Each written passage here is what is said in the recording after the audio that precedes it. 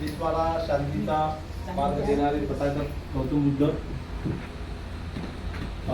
विश्वरत्न परमपूज्य डॉक्टर बाबासाहेब आंबेडकर, महात्मा फुले आणि सर्व समाज परिवर्तन घडवून आणणाऱ्या महात्म्याच्या विचाराला अभिवादन करून आपण इतर कशासाठी जमलेलो आहोत हे तुम्हाला सर्वप्रथम सांगतोय. पुत्र व्हावा ऐसा गुंडा ज्याचा तिन्ही लोकी झेंडा, असं कोणीतरी म्हटलेलं आहे. खरंच संतती आणि संपत्ती, ज्याची संतती चांगली असते त्यांचा झेंडा हा उत्तरोत्तर वाढत असतो. आपण आतापर्यंत प्रत्येक क्षेत्रामध्ये ज्याची प्रगती होत असते. आपल्या समाजामध्ये डॉक्टर बाबासाहेब आंबेडकरांचं स्वप्न होतं की माणसानं उच्च पदावर गेलं पाहिजे.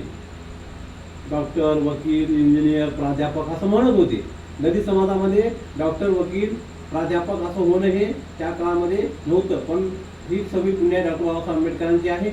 त्यांच्या परिश्रमामुळे आपण सर्वजण शिकलात. आणि रायभोळे परिवारामध्ये, या रायभोळे परिवाराच्या कष्टामुळं आज अक्षय रायभोळे हा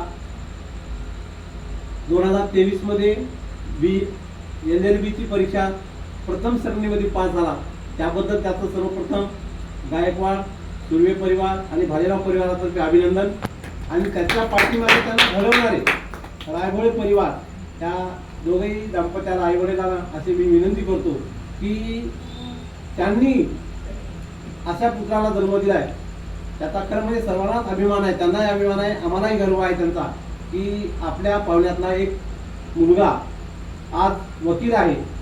अशी शुभेच्छा देतो त्याला की हा वकिलीपर्यंत न राहता कुठल्या तरी न्यायालयाचा न्यायाधीश म्हणून रायभोळे न्यायाधीश असं आम्हाला कुठंतरी पाहायला वाटावं आणि दिसावं बोललं. आम्हाला अभिमानानं सांगता येईल की हे आमची पाहुणे आहेत, अक्षय आमचा पाहुणा आहे की जो आज जज झालाय, जो न्यायाधीश झालाय, अशी त्याला शुभेच्छा देतो.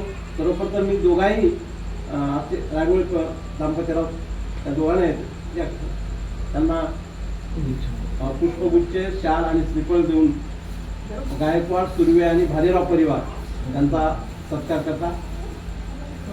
यांचा सत्कार याच्यासाठी की यांनी अशा संपन्न असा एका पुत्राला जन्म दिलाय. त्याबद्दल त्यांच्या परिश्रमाचं चीज झालंय म्हणून त्यांचा सत्कार.